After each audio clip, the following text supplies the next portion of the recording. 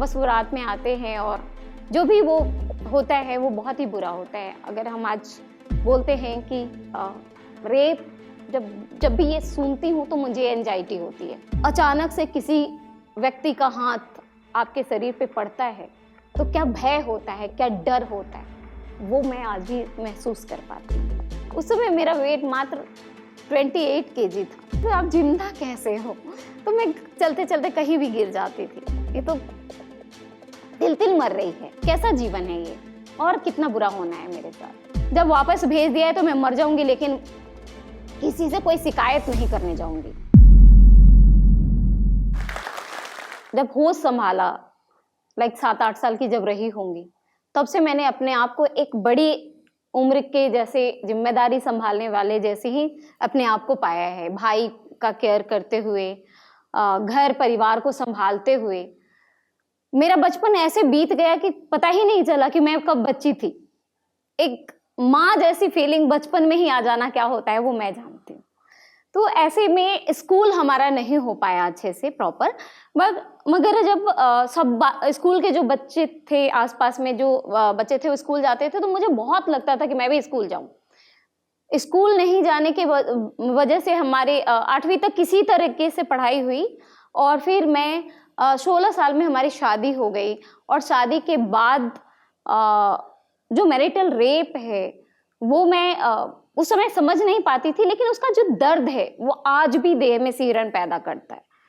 वहां से लेकर के हमारी जिंदगी बच्चे जन्म देने के बाद जो नर्क बनी, वो जीवन मैंने कैसे देखा है वो मैं आप सबके सामने बयां करने जा रही हूँ। नमस्कार, मेरा नाम प्रतिमा कुमारी है और मैं बिहार की रहने वाली हूँ। मेरा जन्म पटना के अंजनी गांव में हुआ है। मैं एक गरीब परिवार में मेरा जन्म हुआ। हमारे पिता उस गरीब परिवार से निकल के पढ़ाई करके रांची में नौकरी के लिए गए। जब मैं 6 महीने की थी, मुझसे बड़े मेरे भैया थे, हम लोग रांची में गए और पापा को लगता था जैसे हम सब के जीवन में कुछ खुशहाली आई है, नौकरी लगी है, अब हमारा जीवन गरीबी से थोड़ा ऊपर उठ के अच्छा होगा।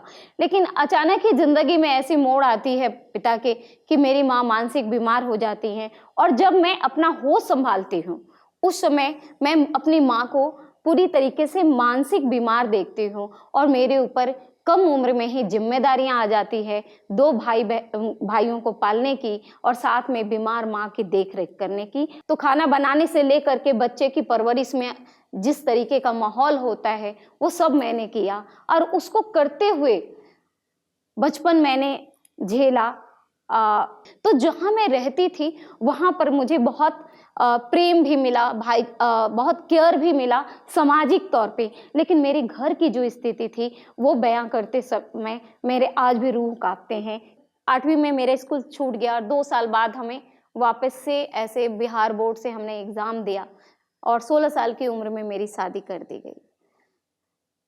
शादी की क्या होता है मुझे पता नहीं। मैंने अपनी ज़िंदगी में शादी मतलब टीवियों में जो देखा था शादी, वही दुल्हन सजती है, घोड़े पे लोग आते हैं और बारात आती है और ससुराल जाने के बाद लाइट गुम होता है, वही मेरे नज़र में वही शादी थी। उसके पहले मैंने किसी भी प्रॉपर शादी क्या होता है वो देखा ही नहीं था अपने जीवन में। तो पहली शादी अपनी ही देख रही थी, तो मुझे पता ही नहीं था कि क्या होने वाला है। बट शादी करके जब वापस मैं ससुराल जाती हूँ तो वो परछावन जिसको हमारे यहाँ बोलते हैं, उस टाइम में मेरे चेहरे को लेके मेरी सासू माँ जिस तरीके से बोली, पहली बार हमारी सासू माँ ने मुझे जब देखा था परछावन के समय, तो उन्होंने कहा था कि किस सौतारीन को लेके आ गए हो, हमें नहीं रखना इसे अपने घर में। और फिर हमारी ननद ने हमें अंदर घर में ले गए, और फिर जैसे हम वहाँ रहना शुरू किए तो हमारी हाइट की वजह से लोग कहते थे लग्गी से बैगन तोड़ने वाली है, सौतारीन है, क्या गहने पहनेगी, नाक नक्श तो है ही नहीं, गहने पहनेगी कैसे। तो इस तरीके की सैकड़ों चीजें बताई गई, बौनी, नाटी, इस तरीके से नाम दिए गए हमें। मुझे बहुत ही बुरा लगा, लेकिन मतलब मुझे ऐसा लग रहा था कि क्या हो रहा है ये, ठीक है सब कुछ तो बुरा ही हो रहा है, तो चलो एक चीज और हो गया जिंदगी में। तो उतना ज्यादा ताने जैसे थे, लेकिन उतना मुझे लगा नहीं वो बात, क्योंकि लग रहा था चलो जिंदगी में सब कुछ बुरा है। तो फिर वहां से जब मैं निकल के आई और ससुराल गई, और जब पहला मौका, जब हस्बैंड का, उस समय तक मैंने अपने हस्बैंड को देखा ही नहीं था, शकल कैसे हैं वो, दिन में मिले ही नहीं थे हम लोग, बस वो रात में आते हैं, और जो भी वो होता है वो बहुत ही बुरा होता है। अगर हम आज बोलते हैं कि रेप, जब भी ये सुनती हूँ तो मुझे एंजाइटी होती है, क्योंकि वो अचानक से किसी व्यक्ति का हाथ आपके शरीर पे पड़ता है तो क्या भय होता है, क्या डर होता है, वो मैं आज भी महसूस कर पाती हूँ। तो वहां से कल होकर के मुझे बहुत ही मुश्किल हुआ। उसके बाद फिर 3-4 दिन मैं वहां रही, बहुत एक तरीके से दर्द था, गिल्ट भी थी, कैसा जीवन है ये और कितना बुरा होना है मेरे साथ। फिर वहां से अपने घर आई, वापस मायके आई, तब जाकर के अपने पिता को मैंने एक लाइन में कह दिया, आपने शादी कर दी, धन्यवाद, मुझे पढ़ाई करनी थी, आपने कहा था कि शादी के बाद भी मैं पढ़ने का अवसर दूंगा, तो अब मुझे पढ़ने दीजिए, मैं नहीं, अब इस रिश्ते में नहीं रहना चाहती, और जब मर्जी होगी तभी मैं जाऊंगी, अभी मेरे ऊपर कोई प्रेशर ना बनाए। मेरे पिता ने भी हामी भर दी, उन्होंने कुछ बोला नहीं, लेकिन उसी समय 5-6 महीने के बाद हमारी माँ का देहांत हो गया, और हमारे पिता भी उतने ही दुखी रहने लगे। ऑलरेडी उनकी जिंदगी में दुख था, उनका ही दुख था जिसकी वजह से हम सबको भी दुख था, तो अब माँ नहीं रही तो और ज्यादा तकलीफ हुआ। मैंने अपने हस्बैंड को भी आते समय बोल दिया था कि मेरे यहाँ वापस, आपको मेरे यहाँ आने की जरूरत नहीं है जब तक मैं ना कहूँ। घर वाले बहुत नाराज होते थे कि कैसी लड़की है, सब इसके साथ साथ जिनकी शादियां हुई वो लोग आ रहे हैं, बस रहे हैं, 2-3 साल में तो किसी किसी के 2-3 बच्चे भी हो गए, और तब तक मैं जाना ही पसंद नहीं करती थी। तब जाकर के मेरी जो छोटी मम्मी है उन्होंने प्रेशर बनाया मेरे पिता पे कि आपको अब नहीं भेजेंगे तो कैसे होगा, अब ये लड़की बसेगी नहीं, ज्यादा बड़ी हो जाएगी तो और किसी की बात नहीं मानेगी। तो बहुत ही प्रेशर में मुझे वापस उसी जगह पे भेजा गया जहाँ पे शाम होते ही ऐसा उस जगह, उस गांव का माहौल बन जाता था। हर घर में ऐसे लगता था कोई चीख रहा है, चिल्ला रहा है, उधर झगड़े हो रहे हैं शराब पी के, उधर, मतलब गांव से 1/2 किलोमीटर की दूरी से ही पता चल जाता था कि इस गांव में आज होने वाला क्या है। उधर से ही लोग चिल्लाना शुरू कर देते थे शराब पी के, तो ये पता चलता था, डेली का वही हाल था। तो बहुत ही, वो गांव छोटा सा गांव है, पटना से महज 7-8 किलोमीटर की दूरी पे है, लेकिन डेवलपमेंट नाम की चीज नहीं थी वहाँ। एजुकेशन, मतलब उस टाइम में 95 के दौर में मैं खुद उस गांव की पहली पढ़ी लिखी महिला थी, तो वो हालात थे उस समय, तो बहुत ही बदतर स्थिति उस गांव की। लेकिन वापस जब गई तो एक ही संकल्प था हमारा कि भाई अब जब वापस भेज दिया है तो मैं मर जाऊंगी, लेकिन किसी से कोई शिकायत नहीं करने जाऊंगी, जो है यही जिंदगी है। वहां पे हमने, या जो भी मेरे साथ हुआ वो सहती रही, जो भी अत्याचार कहेंगे, यातनाएं कहेंगे, दुख कहेंगे, वो सब हमने झेला। और पहले ही प्रेगनेंसी के बाद जब डिलीवरी हुई उस समय मुझे 36 घंटे तक, क्योंकि वहाँ इतना अनपढ़ लोग थे, इतनी अशिक्षा थी कि कहाँ ले जाना है डिलीवरी के टाइम, यह भी उनको ज्ञात नहीं था। तो वो आरएमपी 36 घंटे वेट करने के बाद आरएमपी के पास मुझे ले जाते हैं, और उस समय जो मेरा हालात होता है, जब मैं बोलती हूँ आरएमपी को कि प्लीज अगर आपसे नहीं संभलता है तो मुझे बड़े हॉस्पिटल में भेज दीजिए। आरएमपी का एक ही वाक्य मुझे आज भी याद रहता है, बहुत स्मार्ट बनती हो, 10वीं पढ़ी लिखी क्या हो, सहरिया लड़की बन रही हो, तुमको ज्यादा पता है। ऐसे कहते हुए उसने जो मेरा चीरा लगाया, जो ऑपरेशन किया, वो इतने गंदे तरीके से किया कि मुझे बाद में जाके टीयर हो गया, और वो टीयर की अवस्था में मैंने अपना 7 साल जीवन जिया, जब मुझे यह भी नहीं पता होता था कि कैसे मतलब एक औरत अपने जिंदगी कैसे जिए जब उसको घर में टॉयलेट नहीं है, और टीयर के अवस्था में जो हालात हो रहे थे उससे जूझने के लिए मेरे पास शक्ति नहीं बची थी। लेकिन जब मेरा बच्चा था, उसका चेहरा देख करके वो शक्ति आती थी, क्योंकि मैंने अपना जीवन अपनी माँ को के मानसिक हालात में देखा था कि बिना माँ के कैसा जीवन होता है, क्या तकलीफ होती है, कैसे प्रेम के लिए एक बच्चा अपनी माँ के लिए तड़पता है। वो मुझे बार बार अपने बच्चे को देख के जीने की आशा जगती थी। ऐसा ही करते हुए मैंने धीरे धीरे करके, जो कभी धान कैसा होता है, गेहूं, मतलब वो नहीं देखा था, लेकिन चूंकि हमारा परिवार कृषक परिवार था तो वो सब कुछ मैंने काम किया जो एक गांव में करना पड़ता है, धान उबालने से लेके हर काम। और मैं करती रही। उसी बीच में 2 और बच्चे आए।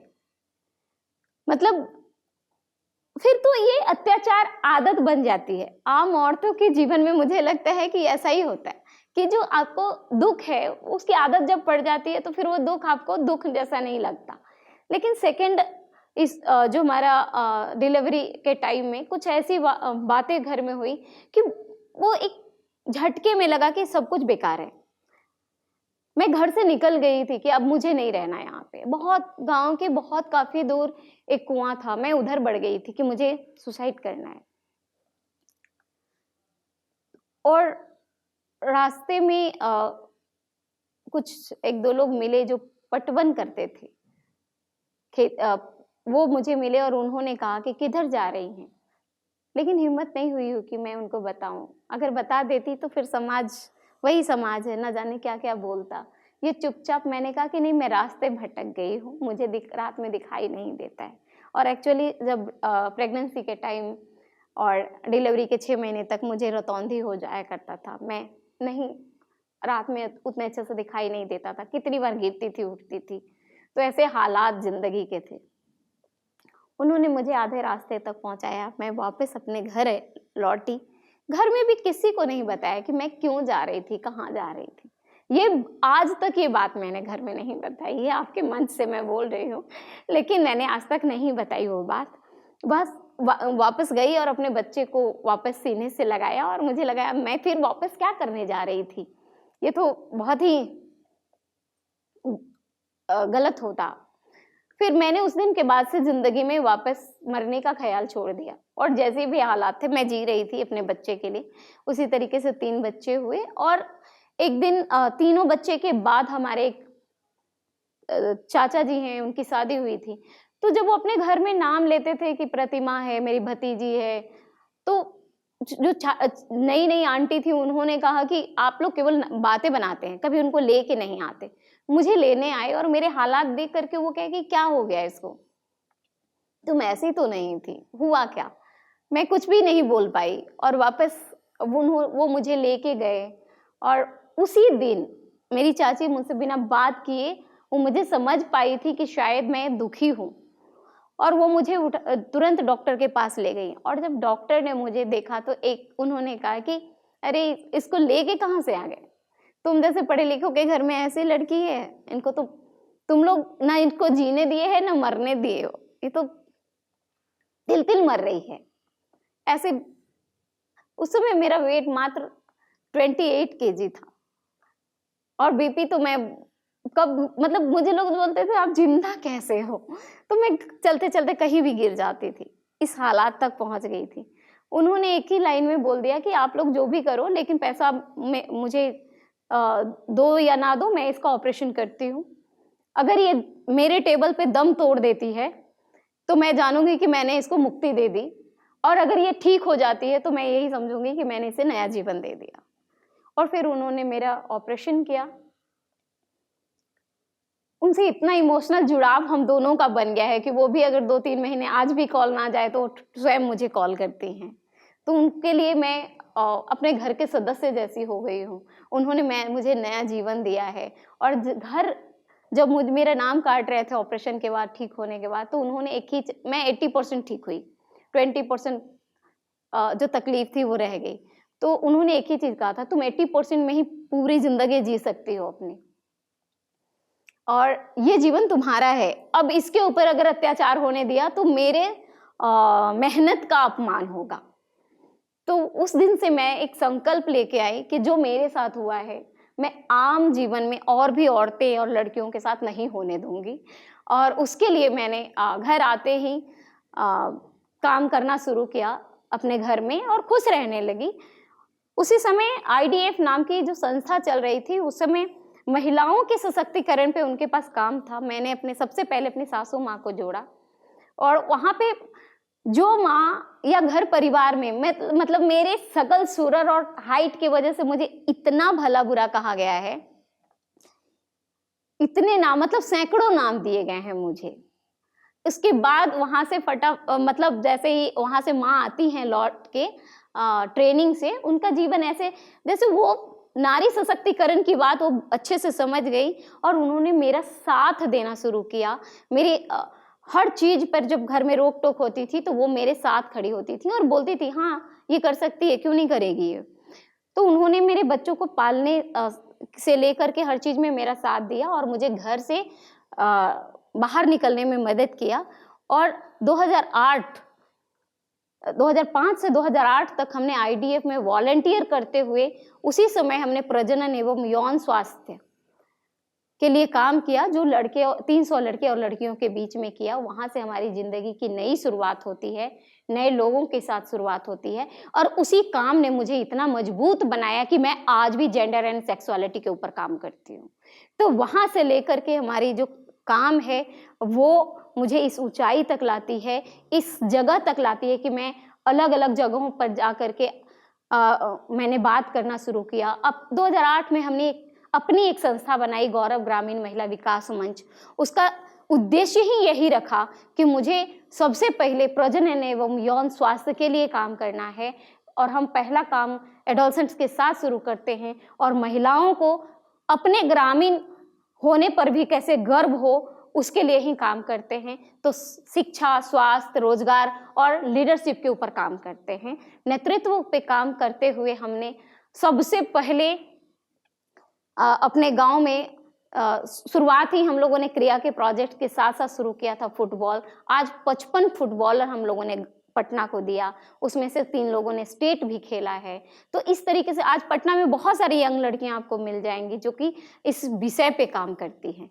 तो यही हमारे शुरुआत यहाँ से तक रही और आज हम अलग अलग संस्थाओं के साथ भी मिलजुल के काम कर रहे हैं। और इस मन से ये कहना चाहेंगे कि जिंदगी में मुश्किलें बहुत आती हैं, लेकिन उन मुश्किलों पे डटे रहना हमारे लिए बहुत ज़रूरी है ताकि हम एक नए रास्ते बना सकें। हार जाएंगे तो नए रास्ते कभी नहीं बना पाएंगे, इसलिए नए रास्ते की शुरुआत करने के लिए ही सबको डटे रहना पड़ेगा और यही प्रेरणा मुझे आगे तक काम करने के लिए प्रेरित करती है। थोड़ा सबके अगर ऐसा लग रहा हो कि जोश टॉक्स बिहार जमीनी स्तर के कहानी, किस्सा और लोग सबके जीवन यात्रा अगर दिखा रहा है तो एक सब्सक्राइब करूँ, लाइक करूँ और वीडियो शेयर करते रहूँ।